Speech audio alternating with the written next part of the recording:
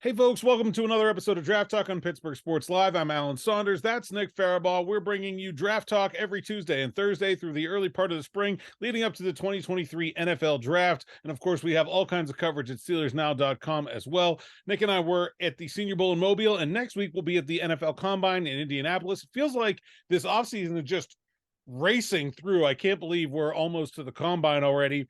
But we just kind of wanted to use today to serve as a preview for what to expect next week in Indy.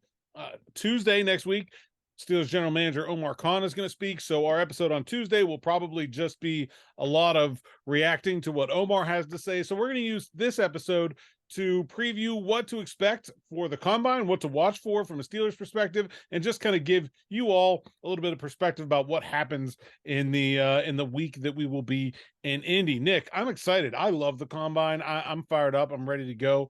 What are you looking forward to? Yeah, I'm always looking forward to what Omar Khan says. We get a little more of an inkling. Kevin Colbert kind of gave away the fact that, there was a question, will they go quarterback? Well, it became pretty obvious they were going to go quarterback after Kevin Colbert spoke at the Combine and everything, right? The Combine, there are a lot of press conferences that occur throughout the season that don't give us anything of note, right? Yeah. But this one is going to give us things that we can go off of. And so I'm looking And forward I'm to that. also just really looking forward to, like, we haven't talked to Omar that many times, half a dozen Yeah. times maybe. And so, and this will be his first draft. So I think it's more important for us to get in there and get some insight from him about what they're looking at, how they want to do things. Not just that, We heard from Art that maybe they're going to do some things different, but he didn't really say what. So I'm kind of interested in to see what happens there. yeah, and not just that, like, it's always cool to talk to the prospects. Like, you can't really get a feel for the intangibles until you talk to them a little bit, right? And it's not a lengthy conversation, but what you can pick up from them in that convo is kind of what you can try and sap together. So there's so many things. Like, honestly, the athletic testing part of the combine is my least favorite part of it, which is actually kind of funny because it's probably the one that also matters the least at the combine. Like, I feel like the interviews matter more than the testing on the field for most guys. There are some guys that are really waiting for a number that they really need to put up, but for most guys, it's the intangible qualities that they're really going to get, and medicals too, that are going to be answered at the combine. Medical is very important. I think the intangible part, the interview part, is very important. If you're looking at guys like offensive and defensive linemen, which obviously are big needs for the Steelers this year, I really don't. I mean, it doesn't matter that much. Like the bench press, honestly, like it seems like maybe more guys are going to do it this year. It's been very lightly attended the last couple of years. They've changed the schedule around a little bit, I think, to try to get more guys to do it. But like you see the player's strength on film. It doesn't matter like if you do 20, as long as it's not like 10 or 40, like as long as you're somewhere in the middle, it's fine. It doesn't matter. To me, the guys that really make money or lose money are especially when you're talking about positions the Steelers could draft, wide receiver and cornerback. Those are the guys that I really think, especially in a very deep cornerback class and in a very not deep wide receiver class, right? I mean, like I think everyone is kind of settled around Quentin Johnson, Jordan Addison, Zay Flowers, Jackson Smith, and Jigba. Maybe you could put Jalen Hyatt in that group, but I wouldn't. But like if somebody that's not in that group right now goes out in Indy and runs like a 4-3 flat, then they have an opportunity to move up to that group because there's just not that many good receivers. At the same time, at corner, guys running 4-6s are going to fall, or even like mid 4-5s are going to fall out of this pack because of how deep it is. A guy like Emmanuel Forbes, for example, we've talked about as maybe a Steelers pick of one of their 2 picks in the second round. If he doesn't run well, there's a lot of guys that could come past him in this process. So I think to me, those are the 2 positions where I'm really looking for the on-field results. Everything else to me is just about getting to know the players. Yeah, corner is going to be a separator. It's so stacked this year. A certain guy's number can really shoot him up the board.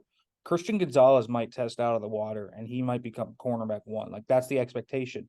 But I think the other one is, what does Joey Porter Jr. run, right? Like, that's a big one. What does he run? What does Julius Brents run? Like, there's a lot of these long, bigger corners in this class. Well, what did they run? Yeah, Blue Kelly is another one of those bigger guys where I mean, good run second round, bad run fifth. Like that, like there's a big I just think because there's so many corners that if you don't run well, you're going to fall down. Clark Phillips is another guy. I don't really expect him to run that well, but if he does, he could really move up because he's got a lot of interceptions. He's a big physical guy. He kind of has everything else. Like the speed is the last thing. I really think those two positions, we are going to see some guys make some big moves this week. Yeah, I agree. Linebacker too, I think could be one. Yeah, that's if Guy, you're looking at the Steelers' other needs, that's probably the other one where you could say some of these guys could make a big move depending on what they do this week. yeah, someone that run like a Day in Henley from Washington State. He's a really good coverage guy. I'm interested to see what he runs. If he runs like a 4.5 ish, we're talking about a day two guy at this point. A guy like an Ivan Pace, who's viewed as maybe more of a downhill thumper. If he can get a good time, that's a good one. There's just a lot of guys. Marvin Overshone, I'm very interested to see what he runs. Oh, He's a guy with such an interesting background and skill set. If he runs well, he could get himself up into the early part of day two, I think, pretty easily. There are a number of those inside linebackers. And of course, speed at that position is not everything, but it is very important in coverage, especially for the Steelers. If they're thinking about bringing back Robert Spillane, you kind of figure that's a more run-oriented guy. Maybe they would be looking more for a coverage-oriented linebacker, and then you got to have somebody that can run with whoever. yeah, right. And then, what about the top of the group? Like who's the top guy? Is it Drew Sanders? Is it Trenton Simpson? There's a lot of guys that are kind of at the top group and no one's quite separated themselves. So linebacker is an interesting position to watch. Outside of that, there's not a lot to watch for Steelers at least. Running back, whatever. Steelers don't have to pay attention to running back. Running back, quarterback, tight end, I just think that, most Running of back, that not applying to the Steelers. O-line, D-line. I mean, for D-line, yes, you could focus on some things like a broad jump, the vert, 10-yard split, but I mean, it's not gonna. There's nothing that is going to surprise you in an edge rusher or a D lineman that won't show up on film. So they jump well. Well, okay, they were explosive on film. It's pretty obvious. Like there's not really usually Except for D guys linemen. like coming back from injury, that's really the only thing that Yeah, you want to see guys that were hurt, like move well and that kind of thing. Like a guy yeah, like Henry Toto, I know he's a linebacker, but like he's wasn't at the Senior Bowl. So okay, like he needs to look and match the tape, right? Like if you can't match your tape, then there's a problem. yeah. I mean, well, then there's the question of why. Is it because you're not as athletic as we thought, or is it because you didn't put any prep work into it? And both of those raise different Right. red Or flags, or you're right? still not healthy, right? Yeah, Like or you're not healthy. yeah. A Which lot of is options there. yeah, and that's three different red flags and none of them are good. So test well, or test at least what you thought you would. And then it usually is good because either you're not athletic, you didn't prep well, which is bad for your intangibles, or you're hurt, and that's just also a red flag. So if you test well, I think you usually end up pretty good, staying stable on this one. And I'll tell you what, this does feel like a class to me that could end up being extremely athletic. A lot of guys in just the normal class, like just all positions. This is a really athletic class to me. A lot of guys with a lot of upside that don't have the kind of the full thing there yet, but they definitely have the athletic traits. Yeah, I think I see that. And it's the other thing is now they've changed the schedule again. So I think we're going to get to see a little bit more of the guys in the afternoon. This has been a boondoggle for a couple of years with changing the schedule around, trying to get more of the events on TV for people. But we'll see every afternoon starting Thursday the 2nd, Friday, Saturday, and Sunday. There will be guys running and doing their drills. And we'll actually be able to see those in person this year for the first time in a few years. It's been a little bit while since we've been able to do that. Looking forward to that. I'm looking forward to some food. Gonna just made some reservations at St. Elmo's Steakhouse there. Yeah. And that's, if you've never been, that's a place. I've got some others that are in the solid rotation there, and maybe we'll find some new spots. Like Got the to get restaurant we went to last year. Amazing. gotta get the pork tenderloin sandwich anytime you're in Indiana, right? So there's lots of lots of places that I'm looking forward to. And then for the interviews, I think there's some interesting guys in this class that I haven't talked to yet that I'm really looking forward to, getting their perspective on the process and where they think they're going to go and what's going to happen. I think we talked about Joey Porter Jr. I think he's one of those interesting guys that is probably right there where the Steelers are going to pick. And uh, Jordan Addison, man, I haven't talked to him since he was at Pitt. What does he have to say about this process, about the prospects of would he be interested in coming back to Pittsburgh and playing with Kenny Pickett again? That's something that people have talked about. Is there anybody out there that you're been waiting to interview? I know you've been on Christian Gonzalez for a while, so I'm sure that's on your list. Yeah, it is. Just a West Coast guy that he's one of the few West Coast guys I think the Steelers could actually be interested in. He does make a lot of sense for them. He fits a lot of what they want. Fits a lot of what they do. So he's like one of the rare West Coast guys I could see them go out and see. So I want to talk to him. I really, really want to talk to Emmanuel Forbes. I think he's a fairly interesting player. On the wide receiver side, like I'm pretty excited to talk to Jackson Smith and Njigba Yeah, about his season. I mean his brother's a Pirates prospect, and there's a lot of interesting connections there too. So it should be There's a lot of interesting connections. I mean, I'm excited to also catch up with some of these Pitt and Penn State guys. Like it's a pretty good group of Pitt and Penn State we have guys. a huge we're bringing Carl Ludwig with us. Carl's our Pitt football writer at Pittsburgh Sports Now, because we've got, I think, Six uh Pitt guys. 6 Pitt players, 7 Penn State players, one of which, Joey Porter Jr., was a Whippeal player. We've got 2 West Virginia guys, a guy from Shepherd. I think there's another. Is there one more PSAC guy too, or a small college guy? I don't know. There's about 15 guys from our coverage area that are going to be at this combine. I don't ever remember there being that many. It's going to be a lot. So, A lot. and guys that we haven't gotten into talk to about their draft process a whole lot yet. So that should Yeah. be pretty good. You want to just go over the pick group real quick? I know you're pretty familiar with those guys. Yeah. And maybe like what those guys hoped for in this week, guys like Servassier Dennis or Haba Baldonado, guys like Izzy Abanikanda. What do they have on their table this week to try to prove? Well, I think the biggest person that could win from this week is number 8, Mr. Kalijah Kancey. And why I say Kalijah could win this week is first, what's the size measurements that he's going to come in at? Like, is he actually 6 feet tall or is he like 5'11"? Like Is he that's 280? Is he yeah. 290? Is he 3? Because there's a big difference there. Yeah, is he 300 now? Like where's he at? And then his test, like he's got a test off the charts, and I think he will. He's a freak. I've seen a lot of freaks come through Pitt under Charlie Partridge, but he is up there, man. He might be the freakiest of them all.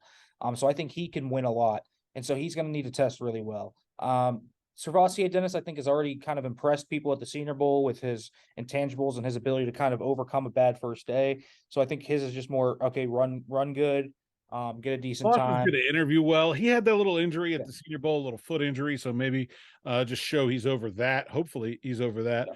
And Carter Warren also is a guy. I don't even know if he's going to Yeah, be able to participate in most of it. He may be able to do the bench.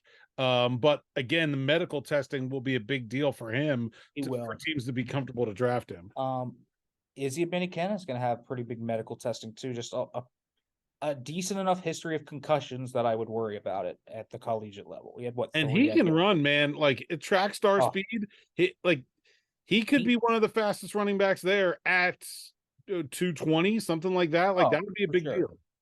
He could be a big deal, man. He could legit run. Brandon Hill's kind of the interesting player here. Like declared early. It was kind of a little bit unexpected just from where I was at the beginning of the year. He's a really interesting player. I'm interested to see kind of how he tests because I think he could be a guy that actually tests really, really well. These Pitt DBs tend to test pretty well. A lot of them. Damari Mathis obviously tested absurdly last year with that unbelievable vert. But I think that Brandon Hill can have a nice little day too. And then Haba, he's gonna have to show that he's over his injuries. He was really good in the Shrine Bowl too. Apparently, according to reports, I think he had like the highest PFF pass rush grade there at the Shrine Bowl in Vegas. So he could potentially really step it up And Another then guy that's going to interview off the charts, I think. yeah, Just a thing about Voss and Haba, those are two of the guys that, even as oh, freshmen at Pitt were outstanding interviews, absolutely. not the usual case as for an 18 or 19-year-old guy. Well, Voss was a little bit older, but Yeah, and then like you look at some of the Penn State guys that are going, and you'll have there's Joey Porter Jr., who's obviously the big one that everyone wants, but I'm pretty excited to actually get to talk to Jair Brown. I think he's got some pretty interesting qualities to hit his game. You kind of listen to some of his interviews.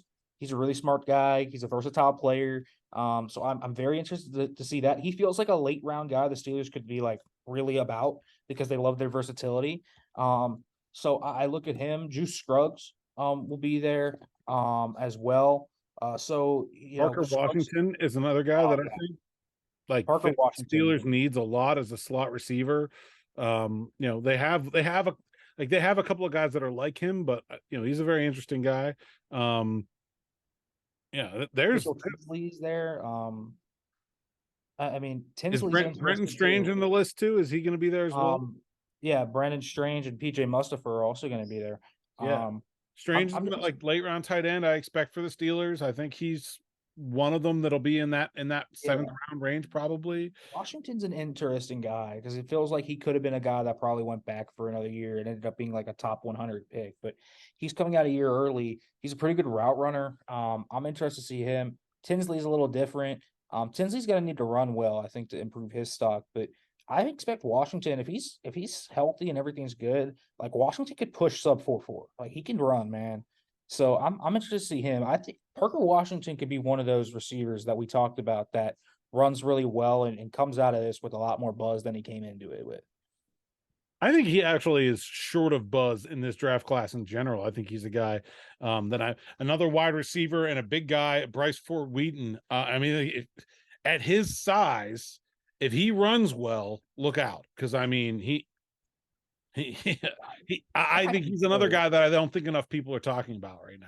Yeah, I mean, he had a really bad end of the year. I understand that, but he can play, man. Like it's fairly clear. His tape before this year was really good, and the beginning of the year was really good. And then Dante Still was awesome in Vegas from the film. Like you watch him, he's a vet. He's a little older guy, but I think he could be one of those older guys that you pick sixth, seventh round and could push for a roster spot. Like he really feels like one of those guys that's a grown man that understands what's going to take to get to this level. Like I just feel like he already knows what he's going into, and I think that's going to be helpful for him. And he's good enough.